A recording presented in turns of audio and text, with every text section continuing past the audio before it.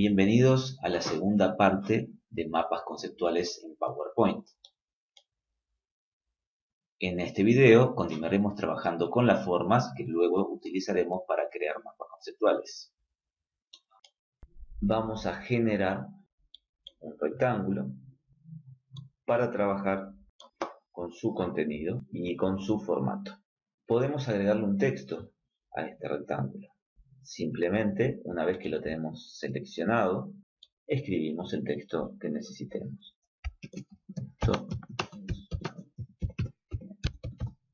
A partir de ahora veremos entonces las opciones de formato para el propio rectángulo y las opciones de formato para el texto que está contenido en él. En cuanto al texto, podemos seleccionarlo, todo o una parte de él, y trabajar con las opciones de fuente y de párrafo que están disponibles en la propia pestaña de inicio. Si quiero trabajar con todo el texto del rectángulo, puedo seleccionarlo todo o simplemente hacer un clic en el rectángulo y con eso se incluye todo el texto.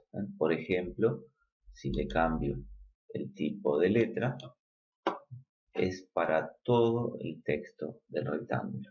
Ahora, si selecciono una sola palabra, ahí la seleccioné haciendo un doble clic sobre una palabra, la selecciona solo a ella.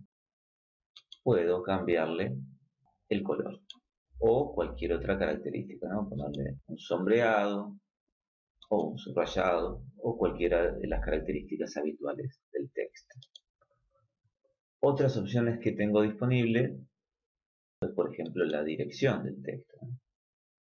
Aquí puedo cambiar la dirección.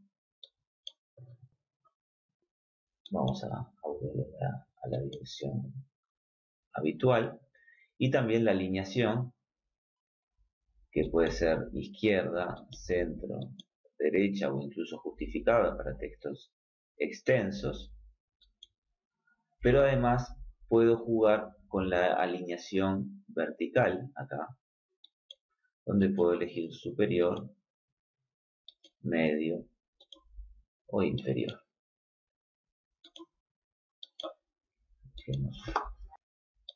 En el caso de que mi texto ocupe varias líneas, voy a achicar un poquito el rectángulo, también tengo aquí la opción del interlineado. Normalmente está en 1, puede ser 1,5, 2, 2,5, 3, bueno, o hay otras opciones que puedo elegir por aquí. Como forma de destacar este texto, para aprovechar los espacios que tengo en una forma, a veces me puede ser bastante útil el espacio entre caracteres.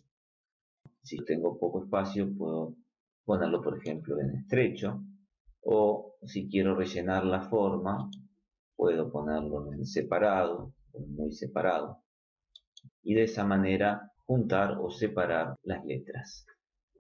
Para culminar con el formato del texto, también recuerden que podemos usar el botón derecho después de haber seleccionado y ahí aparecen algunas de las principales opciones de formato. Ahora pasaremos a trabajar con el formato de la forma. Para ello, también en la pestaña Inicio, donde estamos ahora, tenemos en la zona de dibujo las principales opciones. Pero si queremos tener todas las opciones disponibles, mejor trabajaremos en la pestaña Formato, que aparece en la cinta solamente cuando nosotros seleccionamos la figura. Vean, si hago un clic fuera de esta figura, la opción Formato desaparece. Cuando hacemos un clic en la figura, la opción Formato vuelve a aparecer. Entonces vamos a la pestaña y allí encontraremos las distintas posibilidades. Por ejemplo, tenemos los estilos de la forma que nos permiten rápidamente cambiar el relleno y el borde y nos generan en algunos casos rellenos degradados o sombras para la figura. Estos son estilos rápidos. Además de estos estilos, tenemos la posibilidad de elegir el relleno de la forma. Puede ser un color sólido. Podemos incluso elegir sin relleno. Tenemos la posibilidad de elegir una imagen que se colocará dentro de la forma. Degradados.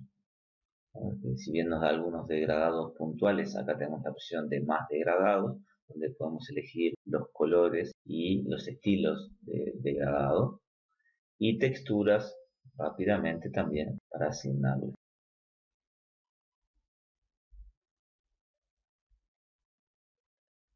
Además de los rellenos, tenemos la posibilidad de trabajar sobre el contorno de la forma, tanto sea para establecer un color, ahí establecimos color rojo, como para establecer otras opciones como el grosor, acá también. Y si este contorno va a ser continuo o va a ser en forma de punteado, guión, o sea, distintas maneras de discontinuidad. Para los que quieran investigar sobre estos temas, recuerden que en la mayor parte de las opciones que vimos siempre aparece la posibilidad de más opciones, en este caso más líneas, donde también aquí tenemos varias posibilidades que potencian las que ya hemos visto. Luego aparecen los efectos de la forma. Acá hay muchas opciones para jugar con ellas, de sombras, distintas sombras, de reflejos. Vamos a elegir una cualquiera, ahí se refleja la forma. Y también tenemos opciones de iluminado, de bisel, de rotación. En este caso vamos a elegir una cualquiera. Allí tenemos entonces las principales opciones para trabajar con el formato de la figura. Para trabajar con el texto, ya hemos visto las opciones en la pestaña Inicio. Aquí aparecen algunas complementarias, como los estilos de WordArt,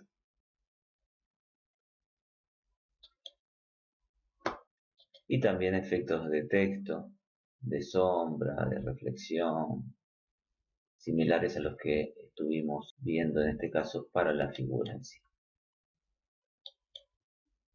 Continuando con otro tipo de formas que nos serán muy útiles en los mapas conceptuales, pasaremos a emplear las líneas, flechas y conectores.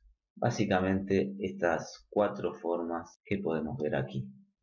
En cualquiera de los casos vamos a tener opciones de formato, igual que pasaba con el rectángulo y con las otras figuras. Si nosotros las seleccionamos, aparece la pestaña formato. ¿Vieron? Aquí yo selecciono, desaparece, selecciono, aparece esta pestaña de formato. Estas figuras no permiten texto, por lo tanto todas las opciones de formato de texto están inhabilitadas, pero si nos vamos a la pestaña de formato, encontraremos aquí distintas opciones de utilidad. También tenemos estilos, pero además tenemos la posibilidad de elegir contorno en cuanto a su color, pero también en cuanto a su grosor, en cuanto a su continuidad y en cuanto al uso de flechas, que era lo que les comentaba. Podemos usar de un extremo, del otro, de ambos extremos, flechas con distintas terminaciones. Vamos a seleccionar una de ellas y vamos a aumentarle el tamaño del contorno. Exactamente lo mismo se aplica a los conectores. Contorno, el grosor y las flechas. Para terminar con este video, vamos a ver cómo conectar distintas formas entre sí. Voy a eliminar todas estas figuras que habíamos creado y vamos a crear nuevas. Haremos por aquí un rectángulo, generaremos por aquí una elipse y podemos aprovechar a realizar un triángulo. A continuación voy a usar un conector angular para conectar este rectángulo con la elipse.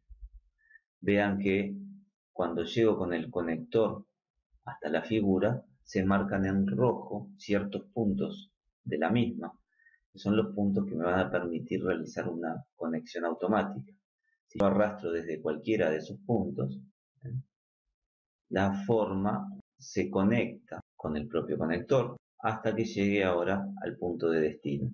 Nuevamente va a ocurrir lo mismo en la elipse, y como verán, de acuerdo al punto que elija, el conector se adapta automáticamente. Vean, aquí es simplemente un conector de 2 líneas con un ángulo recto,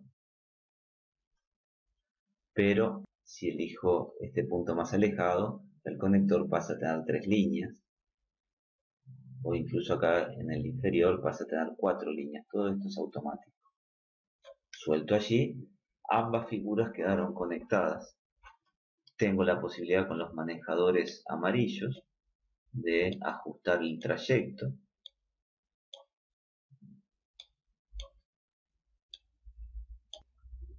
Y vean que si cambio una figura de posición, el conector no se despega de la misma. Ahora voy a conectar el rectángulo con el triángulo, pero en este caso lo voy a hacer con una línea recta que funciona exactamente del mismo modo. Si quiero marcar un determinado flujo, basta con usar el formato de este conector y en la opción de contorno elegir la flecha. Elegir allí y color.